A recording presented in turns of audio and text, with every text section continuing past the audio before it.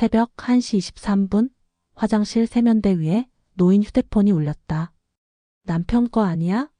물소리에 묻혀 그가 듣지 못할 거라는 걸 알고 내 손이 저절로 움직였다.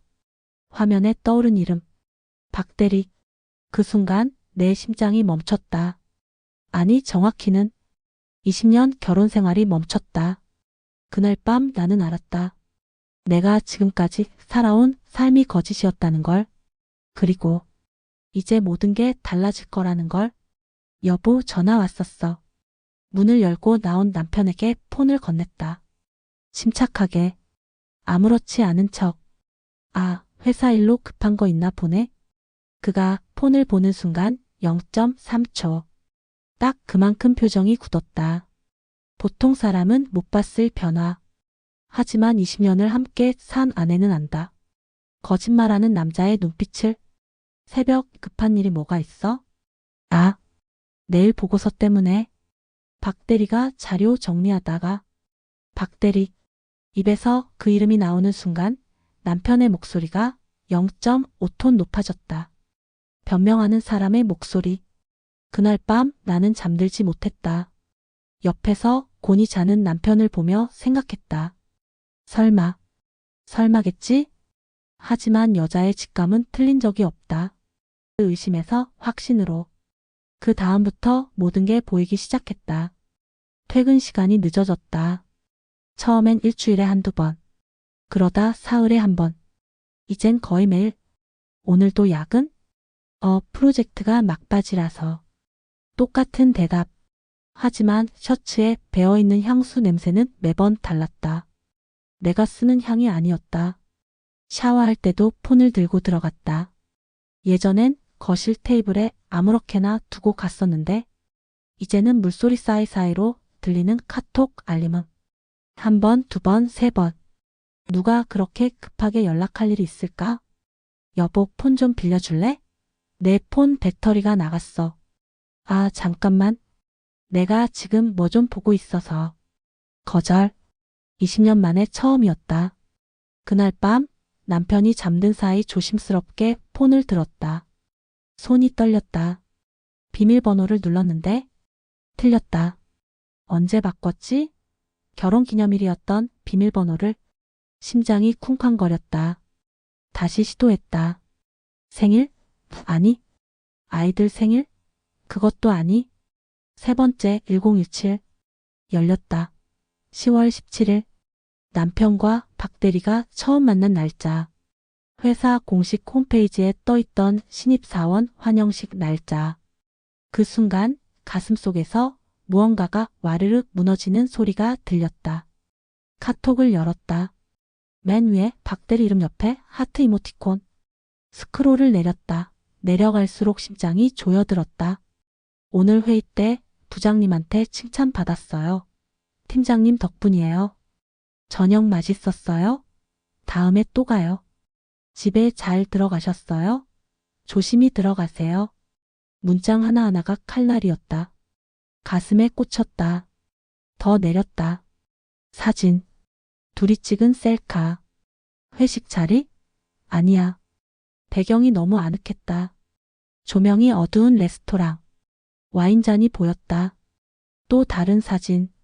남편이 웃고 있었다. 눈이 초승달처럼 휘어진 그 웃음. 내가 20년 동안 단 한 번도 받지 못했던 표정. 폰을 내려놓았다. 손이 너무 떨려서 더 이상 볼 수가 없었다. 화장실로 뛰어가 변기에 엎드렸다. 토하고 싶었지만 아무것도 나오지 않았다. 그저 속이 뒤틀리는 고통만 밀려왔다. 20년이 뭐였지? 아이 둘 낳고 밤새 아파하는 아이 간호하고 시부모 모시고 남편 뒷바라지하며 살았던 20년이 대체 뭐였단 말인가? 다음날 아침 거울을 봤다. 눈이 퉁퉁 부었다. 남편이 눈치챌까봐 얼음찜질을 했다. 여보, 괜찮아? 안색이 안 좋은데? 응, 어젯밤에 좀 체해서. 거짓말이 이렇게 쉬울 줄 몰랐다. 아, 그렇구나. 거짓말하는 사람 옆에 있으면 나도 거짓말이 느는구나. 남편이 출근한 뒤 나는 노트북을 켰다. 박대리 인스타그램을 검색했다. 프로필 사진부터 비수였다. 예쁘다. 전다. 내가 20년 전에 잃어버린 모든 걸 가진 얼굴. 피드를 내렸다. 사진엔 남편이 흐릿하게 찍혀 있었다. 의도한 건지 우연인 건지. 댓글창에 남편의 아이디가 보였다. 최고야, 고생했어. 이모티콘 하나. 딱 그것뿐이었는데 가슴이 찢어지는 것 같았다. 나는 계획을 세우기 시작했다. 감정에 휘둘릴 시간이 없었다. 울고 싶었지만 눈물은 나중에. 지금은 냉정해야 했다. 첫 번째 증거 확보, 두 번째 남편 행적 파악, 세 번째 복수. 3일 후 금요일. 남편이 오늘 회식 있다고 했다. 몇 시에 끝나? 글쎄, 늦을 것 같아. 먼저 자. 현관문이 닫히자마자 나도 옷을 갈아입었다. 모자를 눌러쓰고 마스크를 했다. 남편 차를 따라갔다. 회사? 아니었다. 강남 방향으로 향했다. 고급 레스토랑 앞에서 차가 멈췄다. 남편이 내렸다. 그리고 그녀가 나타났다. 박대리. 사진으로만 보던 그녀가 눈앞에 있었다. 하얀 원피스, 높은 구두, 웨이브 진 머리. 남편이 그녀를 보며 웃었다. 입가에 보조개가 패이는 그 웃음. 집에선 잊고 산 표정. 둘이 나란히 레스토랑 안으로 사라졌다. 나는 차에 앉아 숨을 골랐다. 손이 떨렸다. 핸들을 잡은 손에 힘을 줬다. 아프도록. 진짜구나. 진짜였어. 의심과 확신 사이에는 천국과 지옥만큼의 거리가 있었다. 그날 밤 새벽 2시 남편이 들어왔다. 술 냄새와 함께. 회식 어땠어? 응. 피곤하다. 먼저 잘게. 다음 날 오전 남편이 골프 간다며 나갔다. 나는 그의 차로 달려갔다. 블랙박스. 지난 일주일 파일을 USB에 복사했다. 집으로 돌아와 파일을 열었다. 첫 번째 영상. 주차장. 남편 차 안. 조수석에 그녀가 앉아 있었다. 두 사람이 웃고 있었다. 그녀가 남편의 팔을 툭툭 치며 장난쳤다. 남편이 그녀의 손을 잡았다. 입술을 깨물었다. 피가 날 정도로. 다음 영상. 해변가 주차장. 석양이 지는 바다가 보였다. 두 사람이 차에서 내려 걸어갔다. 손을 잡고. 그림 같은 풍경 속에서. 저기 봐요. 저 배. 그녀의 목소리가 들렸다. 밝고 경쾌했다. 예쁘지? 다음엔 저런 배 타고 여행 가자. 남편의 목소리. 나에겐 한 번도 하지 않았던 그 달콤한 어조. 노트북 화면이 흐려졌다. 눈물 때문에. 왜 나한텐 안 그랬어? 중얼거리는 내 목소리가 텅 빈 집에 메아리 쳤다. 일주일 동안 증거를 모았다. 블랙박스 영상, 카톡 대화, 카드 사용 내역, GPS 기록. 그리고 계획을 실행했다. 남편 회사 내부 고발 시스템에 익명으로 제보했다. 부서 장과 부하 직원의 부적절한 관계. 증거와 함께. 동시에 박 대리의 남자친구를 찾아냈다. SNS에서 몇 달 전까지 올라왔던 연인 인증샷들. 그에게 모든 증거를 보냈다. 그리고 마지막. 남편의 부모님께. 상황을 정리한 문서와 함께. 48시간 후 모든 게 폭발했다. 목요일 오후 3시 남편에게서 전화가 왔다. 여보, 나 지금 회사에서 문제가 생겼어. 인사팀에서 나 불렀어. 목소리가 떨리고 있었다. 무슨 일인데? 나중에 얘기할게. 전화를 끊었다. 입가에 미소가 번졌다. 저녁 7시 현관문이 열렸다. 남편의 얼굴이 흑빛이었다. 당신이 그랬어? 첫 마디가 그거였다. 사과도 변명도 아니고. 내가 뭘? 회사에 내 얘기를 퍼뜨린 거. 당신이지? 퍼뜨린 게 아니라 사실을 알린 거지. 틀린 말 있어? 남편이 소파에 주저앉았다. 머리를 감싸 쥐었다. 나 사직서 써야 할 것 같아. 회사에서 정직 3개월 아니면 자진퇴사 택하래. 그래서 냉정한 내 목소리에 남편이 고개를 들었다. 당신 20년을 함께 산 사이인데 이럴 수 있어? 그 말에 웃음이 터져 나왔다. 20년?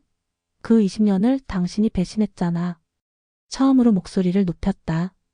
20년 만에 처음 앉아. 우리 얘기 좀 하자. 남편을 마주보고 앉았다. 언제부터였어? 물어보잖아. 박대리랑 언제부터였냐고. 6개월 전부터야? 사랑해? 대답해. 그 여자 사랑하냐고. 남편이 고개를 떨궜다. 그 침묵이 대답이었다. 나는 뭐였어? 20년을 함께 산 나는 당신한테 뭐였냐고. 소리쳤다. 가슴속에 쌓여있던 모든 게 터져 나왔다. 미안해. 정말 미안해. 미안하다고? 탁자 위에 물컵을 집어 던졌다. 바닥에서 유리가 깨지는 소리. 당신 부모님도 알아? 다 알아.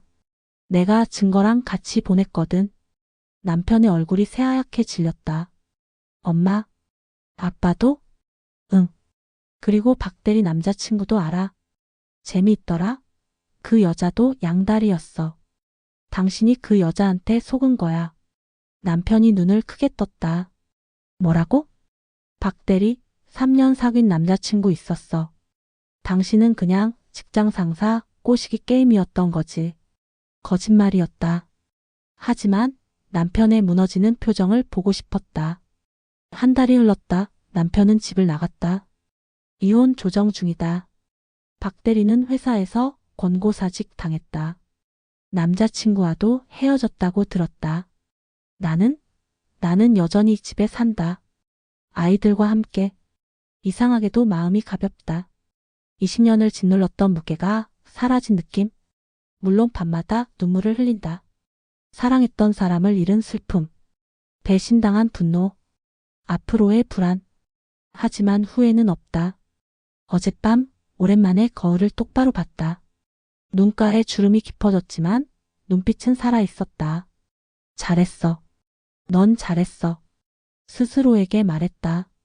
휴대폰이 울렸다. 남편이었다. 여보, 우리 다시 한번. 이름이 있어요. 정지혜. 당신 아내였던 사람. 전화를 끊었다. 창밖을 봤다. 봄비가 내리고 있었다. 겨울이 지나고 봄이 왔구나. 복수는 끝났다. 하지만 내 인생은 이제 시작이다. 법정에서 남편과 마지막으로 마주쳤을 때 그가 물었다. 행복해? 나는 대답 대신 미소 지었다. 행복해질 거예요. 이제부터. 법원을 나서며 하늘을 올려다봤다. 구름 사이로 햇살이 비쳤다. 휴대폰에 저장해둔 메시지를 다시 읽었다. 내가 남편에게 보낸 마지막 문자. 당신이 날 배신한 만큼 나도 나 자신을 지키며 살아갈 거야. 그게 내가 배운 유일한 교훈이야. 그리고 지웠다. 그 메시지도, 그 번호도, 그 사람도. 이제 새로운 연락처를 추가할 시간이다. 새로운 사람들을, 새로운 추억들을. 배신의 대가는 치렀다. 이제 나는 자유다. 배신과 복수 속에서 우리는 무엇을 배워야 할까요? 오늘 이야기는 여기서 마칩니다. 끝까지 들어주셔서 감사합니다. 좋아요, 구독 부탁드립니다.